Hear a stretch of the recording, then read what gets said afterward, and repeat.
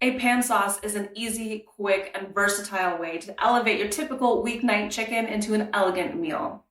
In this video, we're going to be looking at how to make perfectly crispy chicken thighs, as well as 2 different pan sauces to illustrate the formula for how to make a classy French bistro meal out of pretty much anything you have in the house.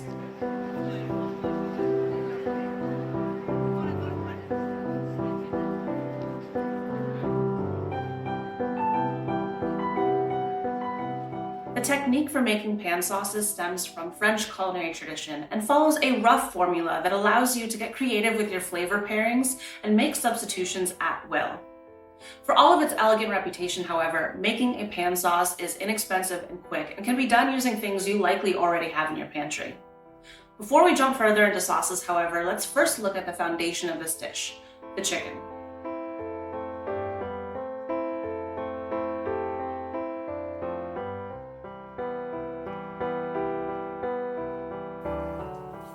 I'm going to make a case for chicken thighs.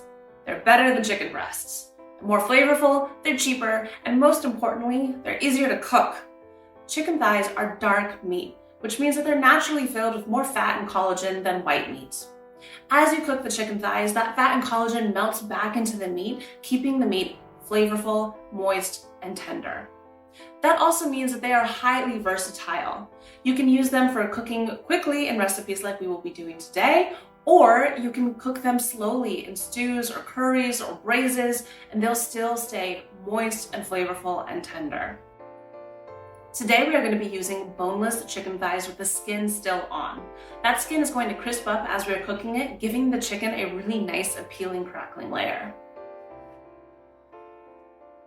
Start by flipping your chicken over and using one hand to run your fingers over the underside to feel for any hard bits. If you come across any little slivers of cartilage or bone, cut it off with a knife. If there's any thick flaps of skin hanging off the sides, trim it off. Those aren't going to crisp nicely. Then take a pinch of salt and rub it into the chicken and underneath the skin on all sides. If you only have skinless chicken thighs, however, don't worry. You can still make this recipe and it will turn out wonderfully. Once you've trimmed and salted all the pieces, sprinkle a bit of pepper over everything and we'll prep our skillet for cooking.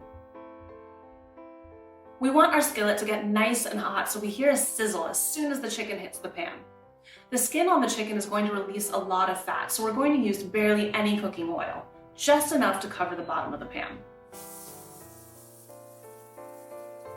Add the chicken to the pan, skin side down, put a lid on it, and leave it alone to brown.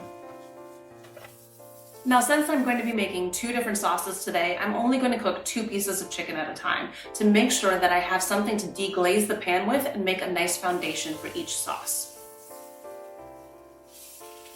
Once the first 2 pieces are done, the meat is opaque and the skin is evenly browned, golden, and crisped, I'm going to pull them off and let's talk about pan sauces.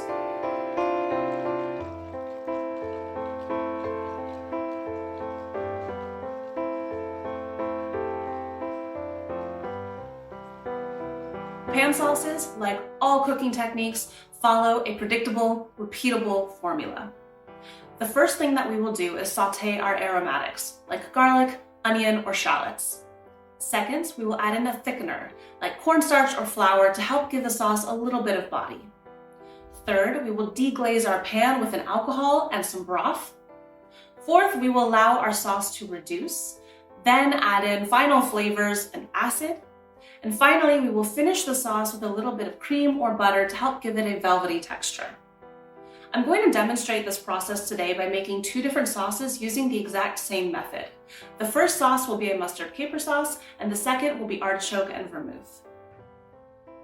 For the mustard caper sauce, I'm going to use onion for my aromatic, thickening it with a bit of flour. Then I will use white wine and chicken broth to deglaze the pan. Once the sauce is reduced, I will add in mustard, capers, and any juices from the chicken. Then finish the sauce with a pinch of sugar and some cold butter. For the artichoke vermouth sauce, I'm going to use garlic for my aromatic, adding in a bit of flour as the thickener. Then I will use vermouth and chicken broth to deglaze the pan. Once the sauce is reduced, I will add in chopped artichokes, thyme, a bit of lemon juice, and any juices from the chicken. Then finish the sauce with a pinch of sugar and some cold butter.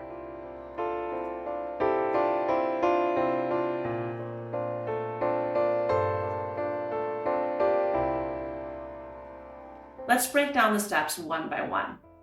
Aromatics are vegetables and herbs that lay the foundation for what you are cooking.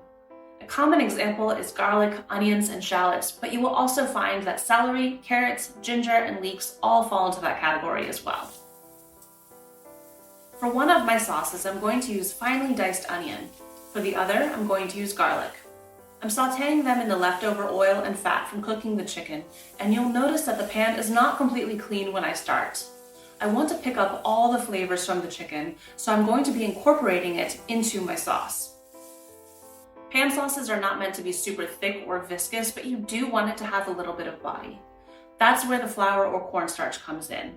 As the sauce reduces, it's going to very slightly thicken the sauce to make sure it has the mouthfeel that we want it to have. We'll be adding it in at this stage to make sure that we can avoid any problems with it clumping the sauce later on. Deglazing is, very simply, the act of adding a liquid into a pan to help release any stuck bits of food from the bottom of the pan. This is important because those browned, stuck bits of food contain a lot of flavor, which we don't want to lose, but rather incorporate back into our food. You can deglaze a pan with any type of liquid, even water, but most often you will see people deglazing with alcohol. There's two reasons for this. First, the alcohol adds another layer of flavor to our food, which adds to complexity.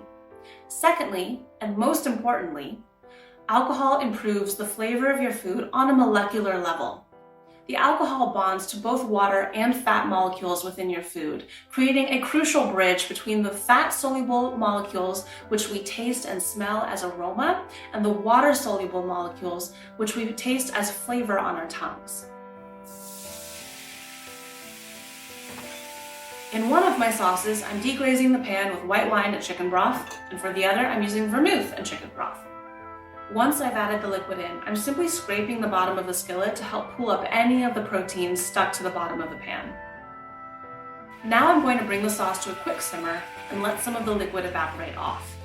As the liquid evaporates, it's going to reduce, concentrating the flavors and slightly thickening the sauce.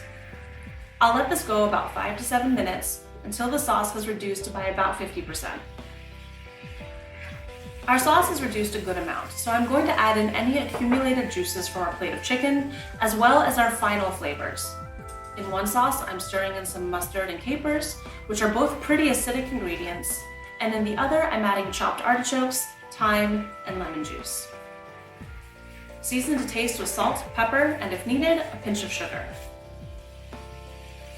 Finally, we're going to remove our sauce from the heat and whisk in about a tablespoon of very cold butter.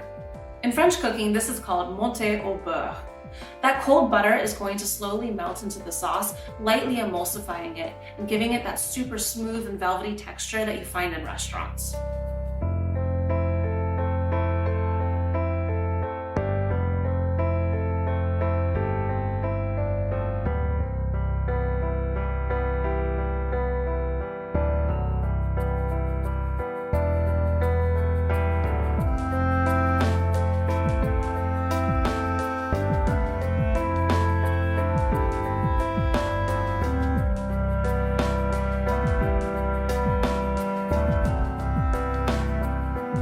While chicken is always available, it's not always easy to find boneless chicken thighs, especially in Vienna.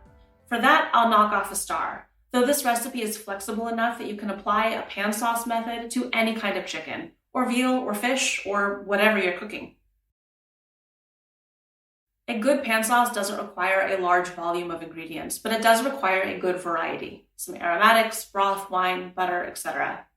Thankfully, the ingredients are basic enough that you likely have most of what you need for a basic pan sauce in your pantry already. Since we use just a bit of each, you can stretch all of those ingredients pretty far, making this a decently cost-effective meal. Once you nail this method, you can start making pan sauces for anything, out of anything. It may seem a little daunting at first, but learn this technique now and you'll be able to start turning out bistro-style sauced chicken dishes without a second thought. Scaling up a chicken dish with pan sauce is no problem. The challenge is in serving. Though the dish comes together quickly, it is best served hot. In a restaurant, this dish would be delivered to a table within minutes of being finished. If you want to serve it for a dinner party, you will want to do this dish last and have everything else ready to hit the table the moment the sauce is done. Check out the recipe in the video description below, and don't forget to hit like and subscribe to stay posted on more recipes and videos. I'll see you next time.